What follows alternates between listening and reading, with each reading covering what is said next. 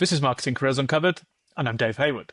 One of the reasons I started this podcast was really to shine a light on the sorts of career stories you don't usually hear. Not just the ones with neat titles and LinkedIn perfect timelines, but the ones that are a little bit messier, where people had to really fight to get in, prove they belonged, and build their credibility, often from scratch. And thankfully, today's conversation is exactly that. We're going to hear from someone who didn't go to uni, didn't have the contacts all ready to go, and nearly didn't get the job, but still found a way to succeed through sheer persistence, adaptability, and a healthy supply of post-it notes, as we'll find. I'm joined by Brooke Pinkney, and she's now managing director at a sales and marketing consultancy called Broadley Speaking, and I will try and keep my puns to an absolute minimum. But the path to that role itself didn't necessarily follow any neat traditional routes, and that's exactly why I was itching to speak to her today. So from those early setbacks to carving out a leadership role in our own terms, there's quite a lot for us to unpack and get into here. But Brooke, why don't we kick off with a little bit of a look at where you are now and what you're up to? Thanks, Dave. Thank you so much for having me as well. So what do I do now? So as you said rightly, I'm the managing director of a sales and marketing agency called Broadley Speaking. And I've been in the MD role for just over 18 months, taking over from our founder and directors who grew the business from, I think, in 1997. No pressure. So I have the pleasure of running the business, leading an incredible team. So my role is pretty much everything from new customer acquisition, client retention, supporting the teams in exceptional campaign delivery, and pushing our voice as the trusted advisor in the space for all things sales and marketing. So I roll my sleeves up, get my hands dirty, do the doing still. I think it's really important to keep your finger on the pulse, your ear on the ground, so you resonate with your teams. And we've got some fantastic clients who really, the dominant part of what we do is that any business that's looking to grow, we help them identify high value, profitable new business opportunities through a sophisticated approach to sales and sales-led marketing. So that's what I do in a snapshot. Lots of different hats here. If you had to pick out any particular areas that you were focused on more, what would they be? And I guess clue us into why as well, why they're important. Well, if I was to pick two key hats, I would say firstly is leading and motivating and keeping up the energy within an agency. It's not an easy job. It takes a lot of drive, commitment, energy from the team. And we do have targets. We have huge campaigns that we need to deliver on. So one of my core focus areas is to give the team support, key leadership. I've had some really awful managers in the past. I don't really like the word managing. I think you manage process, you lead people. So whenever I talk about the team, it's about leading them. It's about trying to inspire them, support them, and also give them the freedom to do what they love alongside their roles. So a lot of our key team sales, like me, I'm a salesperson by trade, but they'll have other interests, growth, innovation. So it's allowing them to be freer in their roles. So I say the first hat is to really support the team and help them grow. And as a leader, I think you have to be, you have to set them free. And if somebody is doing so well and they want to move on and to take a step out of the business and they want to do something else with their career, amazing. Like take that as a win, because that, you've helped them grow to where they are. They want to now go and do something else. You've given them that kind of stepping stone to do that. And the other one I would say is always remaining relevant for clients and businesses out there. It's, we've got to constantly be pushing ourselves, pushing our capabilities, pushing our skills and how we do what we do to constantly innovate, constantly develop these campaigns to make sure they're leading edge, they're supporting clients with their key challenges. So I say client retention is really critical for us because partnerships and collaboration is so important for us for, just the success of any campaign, where they treat us like part of their team and we collaborate with them. That is where it works really, really well. I don't know if that answers your question. Yeah, I think with those two pieces together, that can make for quite a stressful life. Mm-hmm. What fills up your cup and keeps your energy levels and enthusiasm from waning? Yeah, it's interesting. I did a recent post about this because I think sometimes, and when I was growing my kind of leadership role in my career, I used to think that showing frustration and that you're drained and you're tired was like, oh, I can't show that because they'll think I'm not up to the task. I'm not resilient enough. That goes round. I'm, was a bit more fearful of showing that vulnerability and showing that real that these things take on. You can't be positive and energetic all the time. That's not what being a leader or running a business or being a colleague or a partner or anything is, that's not, it's not reality. And what fills up my cup, I think it is really hard to maintain the energy of being that person who's driving the energy, driving the motivation, being when you're building everyone up around you and you're focusing on getting them to feel good and getting them energized and motivated, you can kind of forget that is so draining. And it's okay to say that. It does take it out of you. You have sleepless nights, it's tiring, it's frustrating, things aren't always going well. You might have a couple of good days and a high, and then some bad news comes up that, I don't know, a client wants to pause a campaign, or one of our champions is leaving internally, or one of the team is all these things are going on all the time. And that, for me, it was a big moment in my career to think, I can't be 100% happy all the time. And that's not giving the right, like, a perspective for other people around me. I don't want my team thinking they have to be happy and energized and on it all the time. There are days where you just feel crap and you just think, oh God, today's going to be a slog. It's going to be tough. I can't maintain that. So I think it's about just being authentically yourself and being okay with not being okay. And knowing what's going to help. So I know I kind of visualize it as a pint glass, my stress levels. And I can see when it's filling up and filling up and filling up. And I think, right, I'm going to really have to do something to help me here. So then I have my kind of coping things, which is like, right, go out for a long walk with the dog, do less socializing, structure my day better, which gives me an hour in the morning to go out for a run and clear my head, or go and see my mum or something like that. So it's about trying to do what helps you in those situations, because it's not always fun and games and positive energy all the time. We're only human, and if only someone had told me that before I stepped into my first leadership role, I probably would have had a far smoother ride of it. It is, but no one tells you that, do they? No one says when you're starting off. It's like you see all these amazing, I was inspired by everyone around me, all those leaders, I thought, and then all the ones that I didn't want to be like, I thought, I don't really want to be that type of manager. But those leaders always seemed like, wow, they never have a bad day. They're always, happy. They're strong there, and that's a sign of strength. It's just to get on with it. Don't moan, don't admit failure, don't admit when you're tired and you just need a day to yourself to recharge. And thankfully the leaders, when I did open up, they're like, of course we have bad days, that's fine. But I think it's more accepted now, and it's better because it's more talked about. That show your team that, not all the time obviously, but they need to know that it's okay to have those days, and everybody does. It's not a sign of strength, never being, always being happy and never being open about how you're really feeling. Well, you don't become resilient, you just become brittle. Exactly.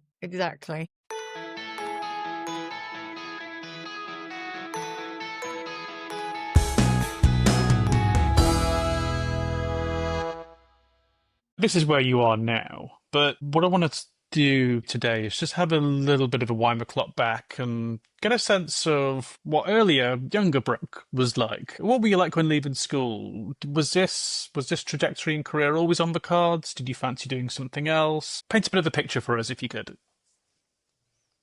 Yes, well, I had I don't know whether colourful, younger Brooke was, I would say, if I look at when I left school. So I didn't really get on with school. I didn't have a great time at school and didn't do very well in my GCSEs, not through lack of, I just didn't try because it just didn't suit me.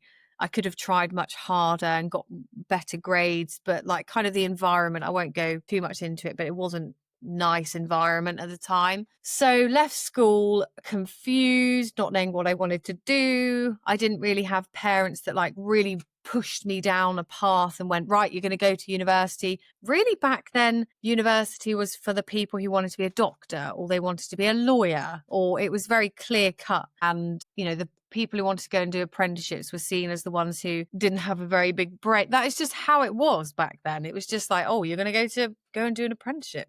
Wow, you must, what? You're going to go and do a labourer, or do travel and tourism or something. That's not very ambitious or bright. So I left school not knowing what I was doing at 16, just went straight into the world of work. I thought, well, I've got to make money. And my parents have always been, you've got to make it for yourself. We'll support you, through school kind of thing. But then you just got to make it on your own. My dad he is a radiographer, and my sister was at university doing nursing. So there's quite a lot of like healthcare in my family. So I went to do a couple of different jobs, worked in a dry cleaners. I had always had a good work ethic. So I always put in the hours, put in the effort, did as well as I could in every job I had, went to work in a pub, and then started working as the assistant manager after about 6 months. Really enjoyed that. Loved the people element of it. Was working 18-hour split shifts. Then I thought, I don't really want to do this anymore. Maybe I'll do healthcare, and you can do a diploma if you go into being a carer for nursing. So I did that for a few years, and then soon realized that wasn't really for me. It's a tough job. I mean, some of these jobs are,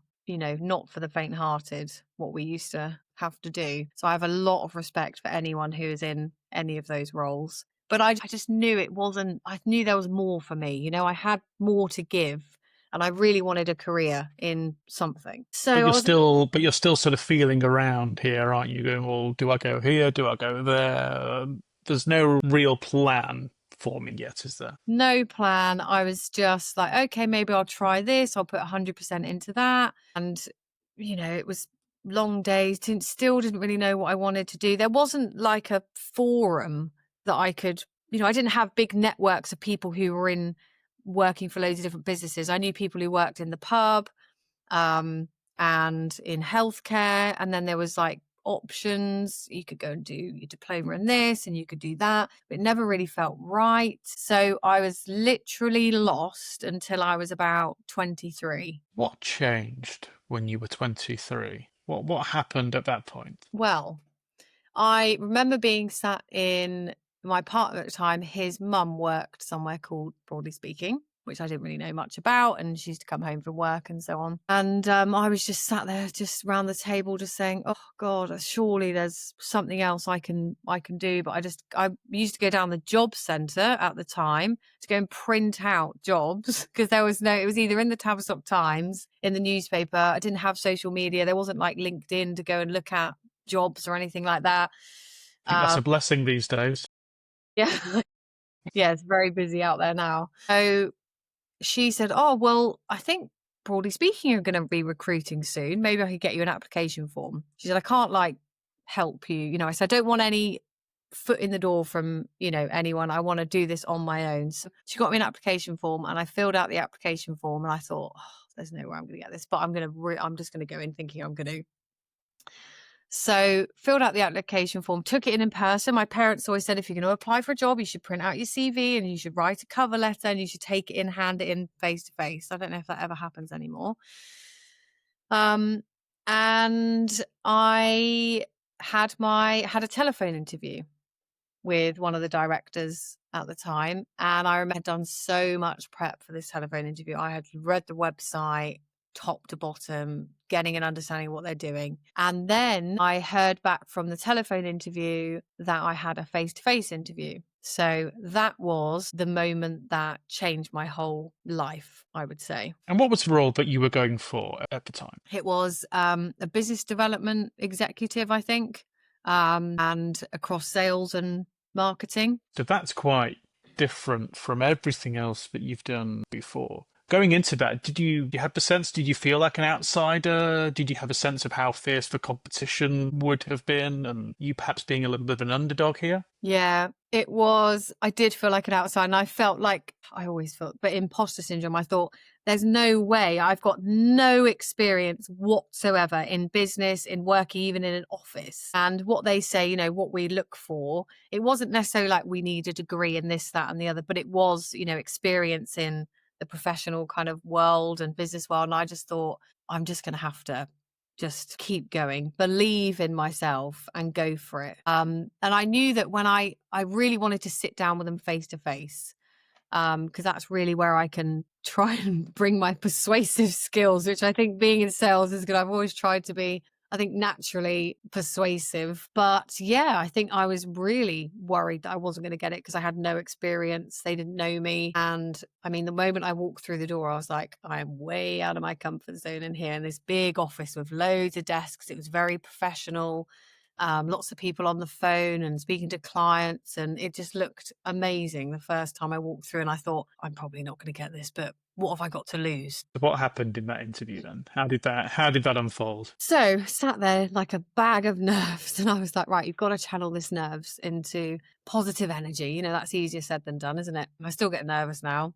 I think it's normal and shows you care as well about big things that happen. So went into the room with two of the senior leadership team, not the lady that had interviewed me, Isabel. So I went in with David and Jenny. So they had my CV printed off in front of them, and we had a little bit of a chat. And David said, I'm a bit confused because who I'm talking to, it doesn't reflect your CV and what your grades and the jobs you've done. And I said, what do you mean? He said, well, I get the feeling that you've got more to give, more to offer, but why has that not happened? You know, why? Tell me a bit about why you didn't do very well at school and everything like that. So I explained that I just got in with the wrong crowd. I was bullied and then got in with the wrong crowd because I didn't really know what to do. I didn't really fit in. I wasn't like part of the cool gang, all the emos, all the, you know, all those different stereotypical groups at school, which still happen. I just like floated in between all of them. So it really fit in. So I explained that and I said, I am absolutely committed to giving everything to an opportunity. So then the other lady said to me, well, you've got no experience at all. What makes you, you know, it takes so much to train you up. This is why we look for people experience. I said, well, this is your opportunity. You can mold me into your perfect sales and marketing person. So it was a tough interview because I could tell that I wasn't like the typical person that walked through the door with the polished CV, with the experience in X, Y, and Z. And I just had GCSEs, didn't even do A levels, hadn't gone to university like a lot of people did. So David then went out and went to the bookshelf and got me a book and said, go home, read this book and we'll have another conversation.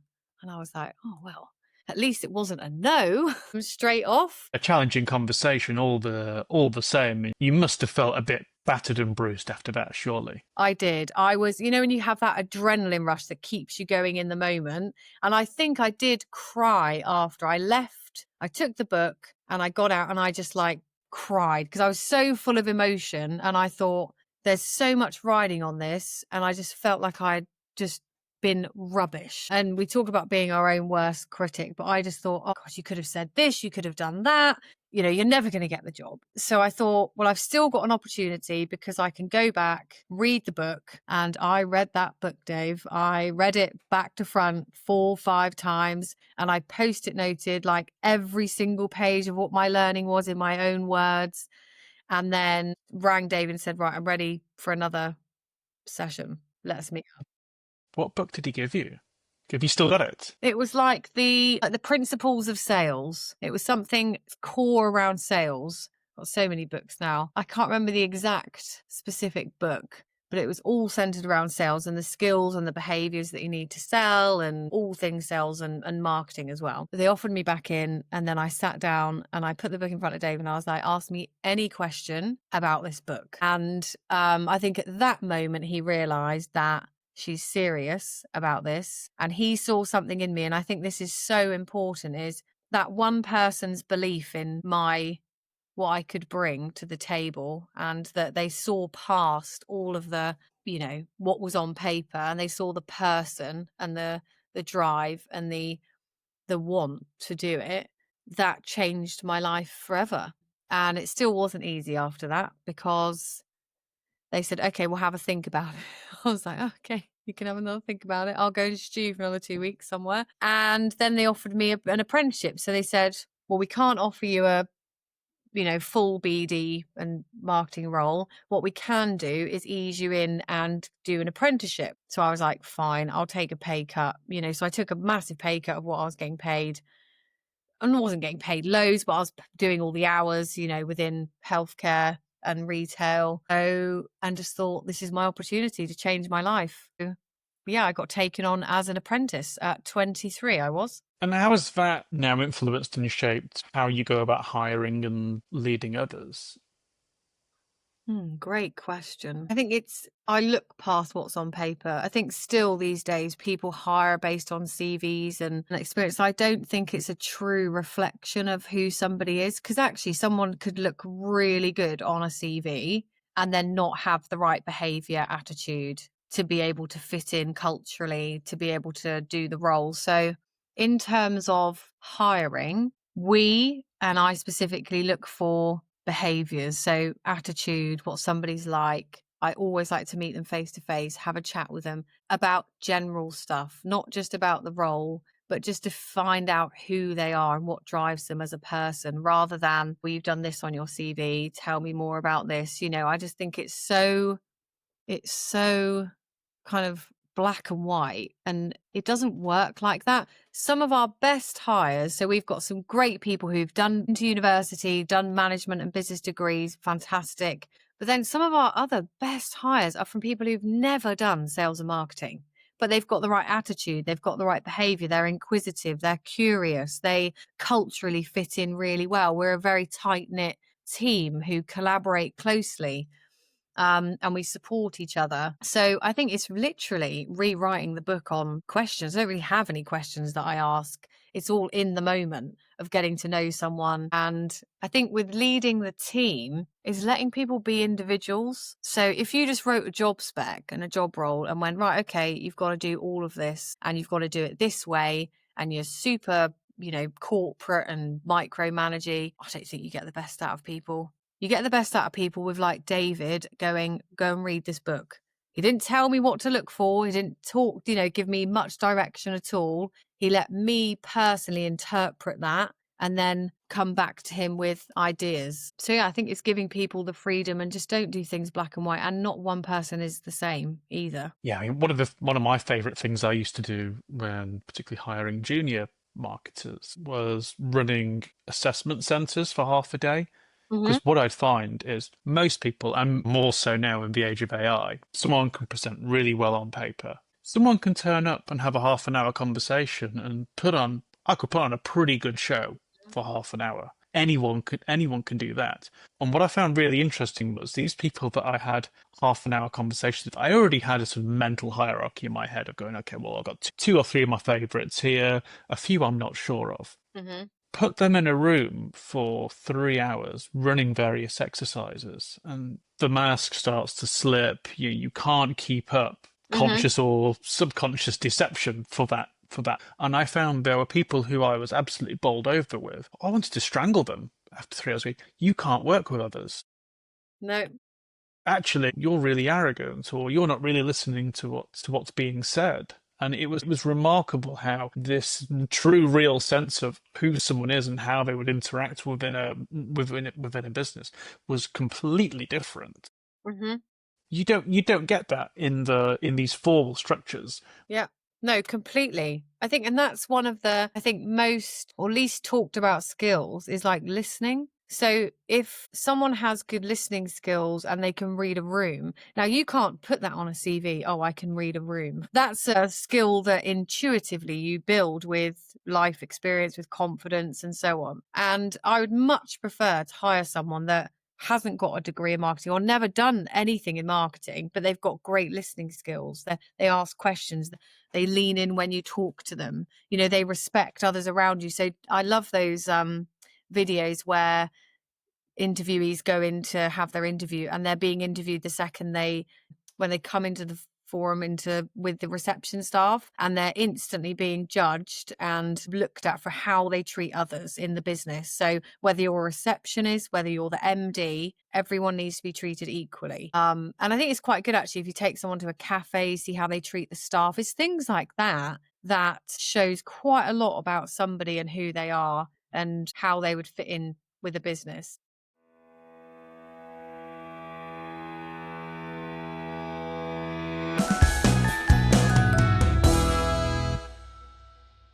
From that moment where you secure that apprenticeship through to being managing director now, was that a straight shot to the top? Was it a little bit more squiggly? How did you go about building your career, broadly speaking? What are the things that you learned? Yeah, so if you ever played Snakes and Ladders, that's probably more about more what it was like. And I think it's such a good question because a lot of people on the surface it will just think, oh, that was easy. Just go apprentice to MD in 10 years and just you'd obviously got everything you went for. That's not the case. So it was quite a colourful journey that didn't take any one particular route. And I didn't know it was going to take that route. But there was one thing that I kept with me all the time is I just wanted to take, as soon as I stepped foot through that business and I felt the amazing opportunity that it could give me and give others, I think I just thought to myself, I really want to be involved in growing this business in whatever realm. So I did my first apprenticeship. That was 18 months of a marketing apprenticeship. So learn all things marketing, had to learn I had to do my key skills again to start off with my IT, maths and English. That was a bit of a shock to the system. So did all of that. And then I thought, okay, I can do another diploma. So I did that diploma. I thought I'm going to have to build credibility by learning on the job and getting some qualifications under my belt. So I did another qualification. So a diploma that was the Institute of Leadership and Management, I think. So I really wanted to find out more about leadership and management. And at the time in the business, it was it was a relatively flat structure, but there was leaders. So there was like business development leaders who have been in place for quite a long time. So I did basically, I think, I would say 8 of my 12 years in my role, I've been doing extracurricular learning. So outside of work, but linked to the role. So did my business development manager role, did my diplomas on the side. So I was doing all of that. And then I was like, right, I really want to be a leader. So I went after about 3 or 4 years, I think it was. There was a position that came up to do an embedded role. So actually to work with one of our clients in their offices in London. So each week I would go up and be embedded within their offices. So I went for that and thought that would be fantastic. So we built that with the client. Also, I'd never lived in the city. I'm quite like a country girl. So I thought that would be great exposure, work with them there. Now that was a tough going from, working in the office of a small business to a huge corporate business, one of the FTSE 50 businesses. And I remember stepping foot into the office and I was like, whoa, this is serious corporate world. How am I going to survive this? I remember the first night I stayed in a travel lodge. I hated it. It was noisy. It smelled like marijuana everywhere. And I remember, and I got told by one of the clients to be quiet on the phone because I was too loud in their office, but I was meant to be doing prospecting, so being on the phone speaking to prospects. So I remember ringing David crying saying, I just don't want to be here, I hate it, it's awful, I just don't like it. He was like, just calm down, just talk to me, what's going on? And that's what a great relationship we had, because I could go to him and be like, what is this all about? Because I do not feel comfortable. So he was like, firstly, we'll get you out of a travel lodge. We'll put you in a Premier Inn. So that's probably better. And he was like, just stick at it. It will be different. Just learn, just keep your head down, collaborate with the client. Anyway, so I did that for 18 months, driving up on a Tuesday morning at 3 a.m. to get into London for a 9 o'clock start, and then driving home on a Thursday evening every week. So that was tough. And do you think if you hadn't had that relationship with your leader, where you couldn't pick up the phone and go, look, do you know what, I'm really struggling here, do you think you would have folded and packed it in and gone, "Oh, do you know what, I'm not in for this"? I think potentially, because his support and their support was huge in keeping me going, and I think what's lovely about it is they helped me keep my belief in myself and that it would get better. I just needed to be adaptable and learn as I take the positives out of it. It's not going to be easy. Nothing's easy ever. So it was just quite a way out of my comfort zone. Yeah, I think I could have definitely probably said, do you know what, this is not for me, without their support and just them listening to me and being there for me. Massively helped. Yeah, that comes back to present day, doesn't it, in terms of that leadership style and having an open door and saying it's okay not to be okay. Yeah. And that makes a difference between somebody getting over a tough moment and absolutely flying versus feeling like, well, everyone else seems to be absolutely smashing it except me. Am I cut out for it? Yeah. Yeah. Absolutely. And I loved sales. So I loved the sales and marketing part of the role. So I was, on the phone, setting appointments. I loved that. And I thought to myself, I think it wasn't for a year or so into doing the role. And I thought, God, I love what I do. Like, I love this side of the business. I love sales, marketing, growth. And that was just really, I was never wanting to finance or procurement or, other areas of the business, operations. I was always like this creative. I love talking to people. So yeah, I think now I would always say to my team, if you have a problem, pick the phone up. And they do. They pick the phone up, drop me a message, and we have a chat about it because they know I've got their best interests at heart. And usually you can help them through problems and challenges. And I think if you're open as well, like David was like, don't worry, I've been in similar situations when I was younger, when I was starting my career out, and he would share things he had been in scenarios he had experienced, which really helped comfort me. And also sometimes he was like, look, you just need to get on with it, you just need to suck it up and see, basically, which I think is good. Sometimes I remember once, I mean, you'd never get away with this now, I went in to go for my first ever client meeting. I think it was about only a couple months into role in the apprenticeship, and I went in and I was wearing this big floaty skirt thing and thought I'd really dressed up for the occasion. He was like, you can't wear that to a business meeting, go home and get changed. So I've had tough love as well, but that has been good, but in the right way. And that's because we had a really good relationship and I knew he had my best interest at heart. He wanted me to succeed. Yeah, I think that's the core of it, really, isn't it? And you talked about your career being snakes and ladders. I think one of the things I've had to learn as well, sometimes you get what you want, and sometimes you don't get what you want as much as you feel you may deserve it. How do you typically respond to those moments where things don't go your way? Has that changed over time as you've developed? I think yes and no. I think part of my personality is I just want to do the right thing all the time. So part of me is if I do something, I want to do it really, really well. And I never feel like I have done it well. And I want to push myself constantly. So I remember a significant moment when a promotion opportunity came up internally. I was about 4 or 5 years into the business and a business development leader role came up. And they always within our business we will give into the internal team the opportunity to go for any given role before we advertise it externally. So this came up and I applied for it, and we were going to get interviewed by an external interviewer, and it was myself and 2 or 3 other colleagues, and they were much more senior than me. So I was like, oh, do you know what have I got to lose? I may as well go for it. I think I'm there, it'll be fine. So went through an internal presentation, and then I got interviewed by an external interviewer that they brought in. And then I didn't get it. And I was initially like, how dare they? And I went home upset and frustrated. And I was like, oh man, this is just the end of my career. If I can't get this and I think I'm here.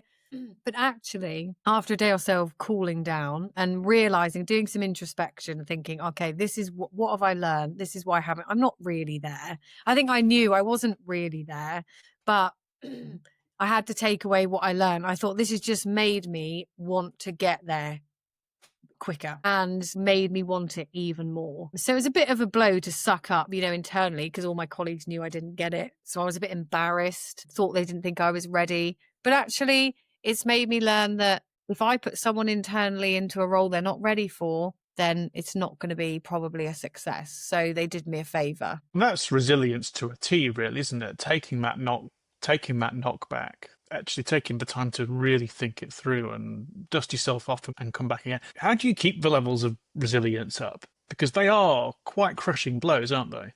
Mm-hmm.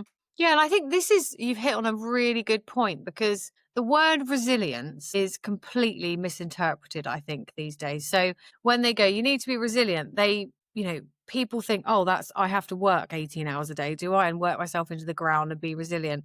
Well, no, resilience is about, like you say, not getting something you've gone for or not getting the result you wanted, and being able to get over the feelings, the instant negative feelings, and then going, okay, I've got enough self-awareness and enough drive to want to improve and better myself or better the situation or better the business to go, I'm going to take this failure.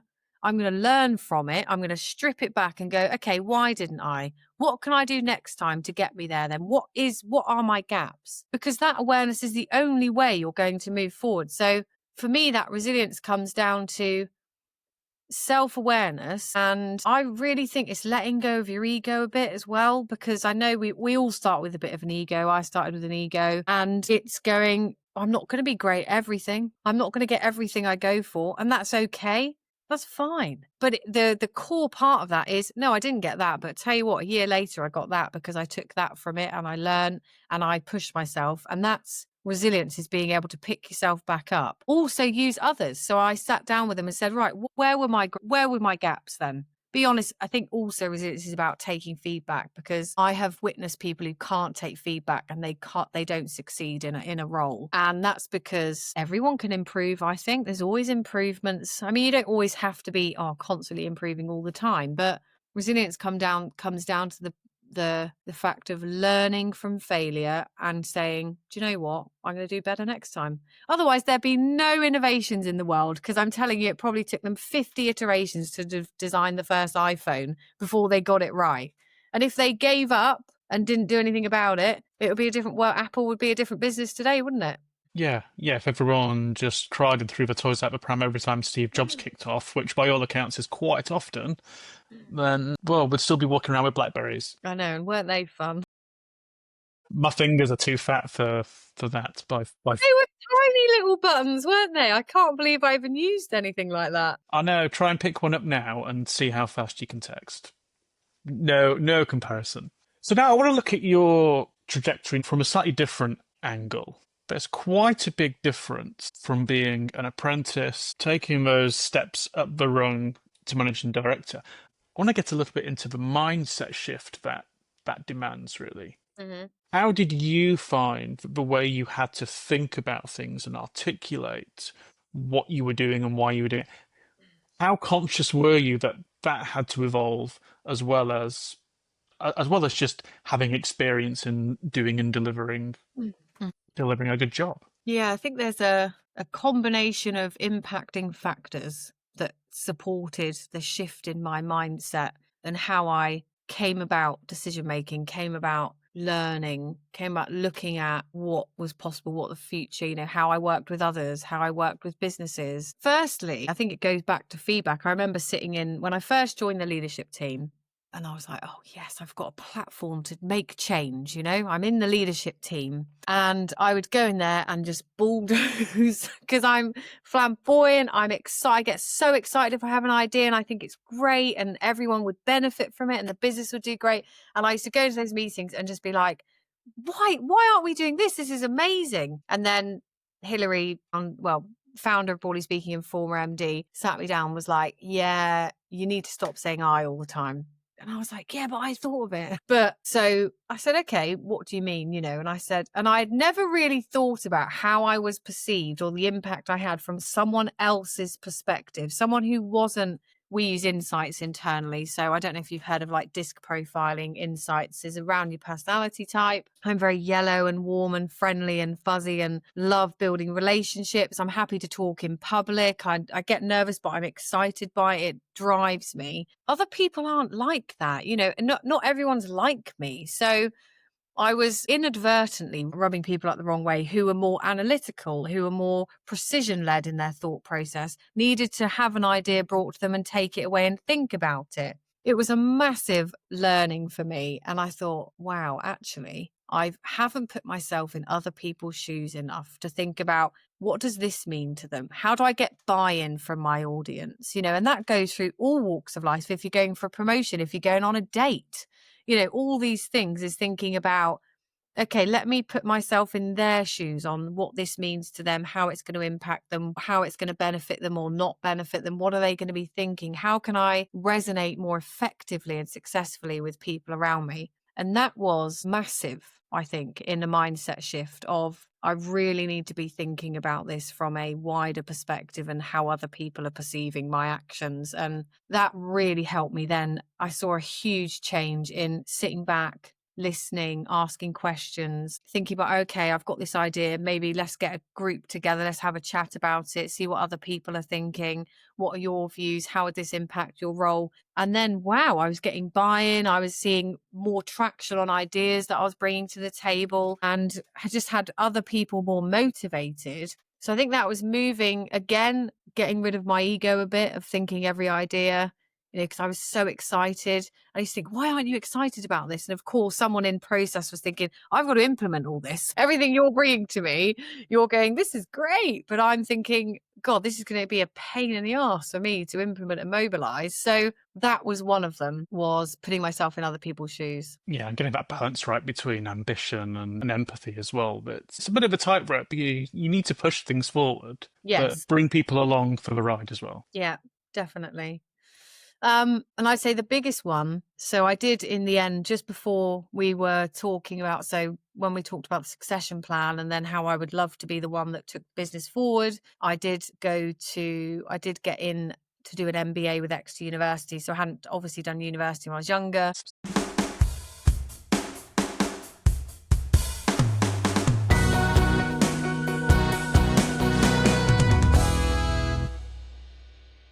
So I think what we've learned so far, and it's been really loud and clear, that nobody and nothing is ever perfect. Are there still parts of you that you're still working on? Yes, absolutely, I would say. So I'm probably never, ever going to be where I need to be. I don't think that's a bad thing. I always want to improve. It's really weird actually, because I don't know. Some people think this is unhealthy. Some people think it's healthy. I think it's just who I am. I go away from every day and think, God, I could have done better today. And that's just who I am. I put a lot of pressure on myself. It's funny, I put more pressure on myself than others around me to better myself, to do more. But that's just what keeps me going. I'm never content with or complacent with, I'm great now, I'll just keep going. Like I ran a webinar this week, first time ever. And I was so nervous because I care. I want it to go well for the business, the team, to show the team that we can do this, we can do webinars, and it's such a great platform. But I was so nervous, and I went away from that and I thought, oh, God, I was rubbish. Was I good enough? So I think for me, I think it's about celebrating the wins, though. And that's what I've learned is really critical. To be able to grow and move forward and improve, you have to look at, no, do you know what? I did do a good job there. And I think I've listened to Chris Williamson interview Matthew McConaughey, and he said, we don't celebrate ourselves enough. People go, well, God, you sound a bit big-headed when you say, oh, I did a really good job there. Well, no one else is going to. I can't rely on other people to celebrate my wins. You have to look at what you've achieved. And so I'm trying to get better at that. I'm not amazing, but I do try and think, what am I grateful for today? Where did I do well? And what can I do better next time? Yeah, I'm being less British about it as well. Take a Yeah, leaf from the Americans, but they know how to celebrate success. absolutely. Yes. Very polite English way of being quieter about success, isn't it? Can't brag. Yes, but we can and we should, where Yeah, appropriate. So that's definitely. you. So that's you. What about the business? What's next for Broadly Speaking? Broadly Speaking. That's it. I had to get it in. I had to get in a pun. That's fine. I'm amazed you lasted this long. What's next for the business? I just think we've got such an amazing business where we deliver amazing results for businesses globally, from Singapore, Europe, America. I think we've got to keep pushing. I want us to be the global leader or global partner of choice for anything sales and sales-led marketing, because I think I've got the belief in our amazing team, and it's such a fantastic business, and we help businesses grow, businesses who turn over $1 billion to startups. It's amazing. It really is. And I think we've got so much to offer businesses out there that I just want to keep growing our voice as that trusted advisor in the space for sales and sales-led marketing. So I think just keep pushing what we're doing, delivering great results. And I think we've got huge opportunity to keep growing as a business, and doing that whilst having fun and having a good time and smiling and celebrating the lows as well. Yeah, there's some downs, but on the whole, up and up. Definitely. So finally, if you had to choose just one piece of advice for someone who might be feeling perhaps a little bit stuck or doubting themselves, what would that be? don't lose belief in what you can do for you. I think that comes down to don't let others take you down or influence what you want to do. If you feel like you are really good at something or you really want something, it may not be easy, may be quite hard to get there, but you have the power to carve out, whether it's a career or whatever you're doing in life, you hold the power over what you can achieve. And I would say, don't give up, keep going, because failure isn't a sign to stop, it is a sign to keep going and keep pushing yourself. Definitely, and keep those listening ears on as well. I would take that as don't get dragged down, but also if people are giving you feedback and pointers and are highlighting areas for you to work on, treat that as a gift. Yeah. Be open to that. And I think really, well, if you've got some self-awareness and emotional intelligence, you will know where your gaps are and where you need to improve. So I think it's about embracing that, embracing where the things you're really good at and the things you're not so good at, and going, okay, I need to focus in on them, take feedback, listen, and take it the right way, as you say, because it will help. There will be people in your life like the leaders around me and my family who've helped, get me out of some sticky situations and keep that belief in myself. Yeah, because if you hadn't, at that point at which walking in for the interview, having the gauntlet, which is a book literally thrown down in front of you, how different things could have been. I know. I could have just bottled it there and then and thought, I can't do this. But I did it. And those around me said, bloody go for it. Go for it. If you have a good feeling, go for it. So I did. Brilliant. Okay, well, thanks so much for spending some time with me today. Loads and loads to really think about, and really valuable for anyone who is starting out, trying to chart a path and a course, and just some helpful words to keep yourself sane as well. Definitely. Thank you, Dave. It's been lovely chatting to you. Brilliant. And thanks to you as well for listening. If you've enjoyed today's conversation, don't forget to subscribe for future episodes, leave a review, or share with your friends and colleagues. And we'll see you next time.